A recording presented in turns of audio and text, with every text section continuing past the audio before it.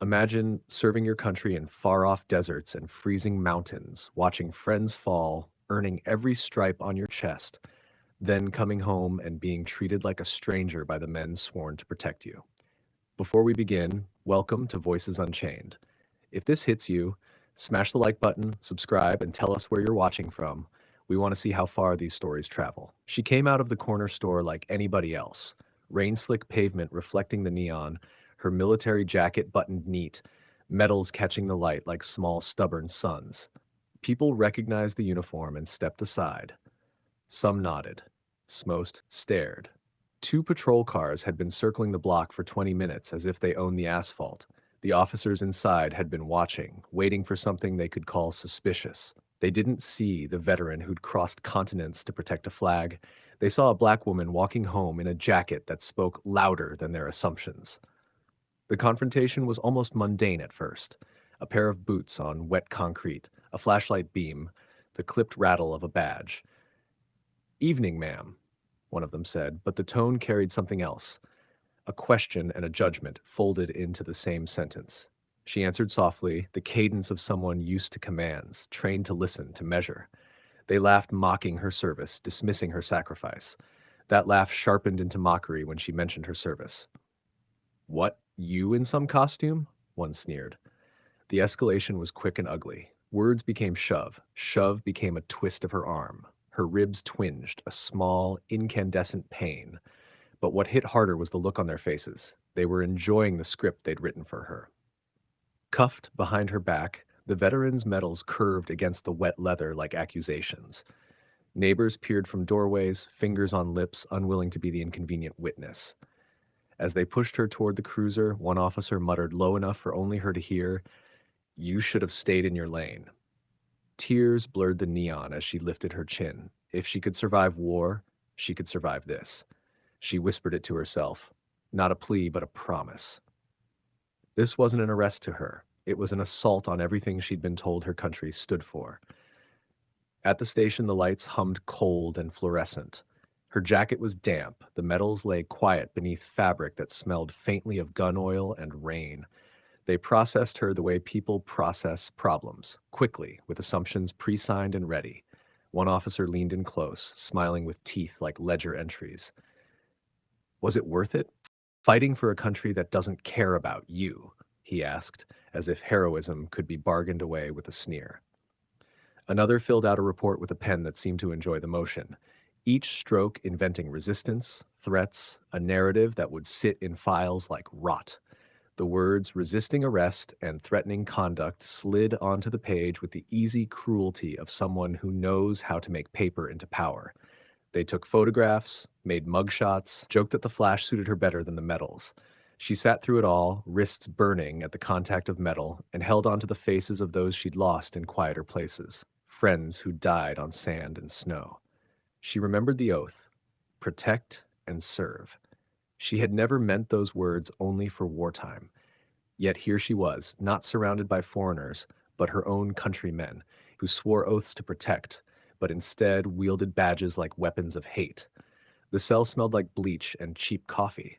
She closed her eyes and let the memory of a sunrise in Kandahar anchor her, the way the sky opened up like an accusation and also a promise.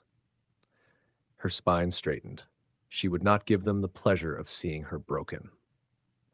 Midway through her silence, a voice in the gallery of the station barked a question about procedure. A thoughtless challenge thrown at her like another brick. If you're watching this, pause and hit subscribe. Your voice helps shine a light on what happens behind closed doors. Then came the boots. At first it was muffled, the kind of noise that announces itself with an order. Heavier, more purposeful than the lurching rhythm of the station's own officers. Doors banged, metal slammed, radios filled the air with a different frequency. The arrogance that had dripped from the patrol officers like oil began to curdle. A team of FBI agents filled the doorway, not strolling in on congenial patrol, but moving as if they already knew what they would find. Heavy folders were passed between them, binders swollen with complaints, recorded interviews, and complaints that had been filed and then quietly shelved. They had evidence, Body cam footage, witness statements, a history of patterns no single officer could paper over. Federal agents, one of them announced, voice even and cold, eyes like ledgers. The room rebalanced. The captain's posture, previously a practiced hunch of superiority, creaked under the weight of papers and names. "This woman is under federal protection now," the lead agent declared. Those words were a small earthquake. The flimsy structure of impunity trembled. Excuses poured out like spilled ink. We were following procedure. We had probable cause. Each phrase sounded thinner under the agent's scrutiny. Someone fetched a tablet and a file. A headset replayed the crisp, damning audio of a patrol car exchange. There were timestamps, nights that matched nights, names that repeated like a pattern on a wall. Months became a net. An agent peeled back the cuffs from her wrists. The metal left red crescents, but the removal was ceremonial, an erasure of the theft that had been committed minutes before. The lead agent's gaze slid to the station captain. "You built this place on intimidation, fear, and lies," he said. "It ends tonight." What followed was clinical and unglamorous, the kind of justice that unbuttons privilege with paper. Names, dates, and cases were read aloud with the flat, inexorable cadence of an indictment. Black teens held without cause, a veteran profiled and humiliated, single mothers booked on charges that evaporated under examination. Each entry was a small hammer. The officers who had swaggered through life with their badge-fronted egos now shuffled, their bravado unstitched. Cuffs were passed around with the same efficiency they had used to bind her. Badges were taken and placed on steel like fallen metals. They had banked on silence. They hadn't counted on the folders, the footage, the fear of federal law. She stood as they were led out, not triumphant in the cartoonish sense, but tall in a quieter, more devastating way. The humiliation they'd tried to compact into an evening had been flipped back onto them, a mirror held steady. Their sentences would be written. Their reputations would fray. The captain's face folded under the weight of names. For the first time in that building, someone in authority felt small and watched. Resolution came not as a shout, but as a ledger settled. The federal agents promised more than arrest tapes and charges. They promised reviews, oversight, the slow work of unpicking a pattern so that future names would not pile up in the same dark corners. For the veteran, it was not the end of the story. There would be depositions, lawyers, public records, and a long road toward the kind of accountability that doesn't happen overnight. But for one night, at least, the scales tilted. She replaced her jacket, metals warm against her chest. Rain had stopped outside. Mist still rose from the asphalt like breath. People had watched from behind curtains and windows, and some came forward now. Neighbors who had feared earlier, now emboldened by the presence of federal law and the courage of one woman who'd refused to yield. The officers were taken away, lined up like the dismantled pillars of a small kingdom. The station that had once hummed with smug authority was silent except for the quiet thump of closing doors and the rustle of evidence packets. The veteran walked out beneath an indifferent sky, wrists healed enough, shoulders squared enough.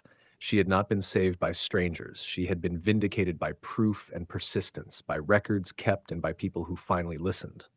Justice, when it arrives, is rarely cinematic in the movie sense. It's paperwork and patience, witness statements and subpoenas. But that night had its own kind of cinematography. The slow zoom on her face when the cuffs were removed, the hush that fell when the lead agent spoke, the final, humiliating reverse shot of the officers being led away. The lesson is simple and stubborn.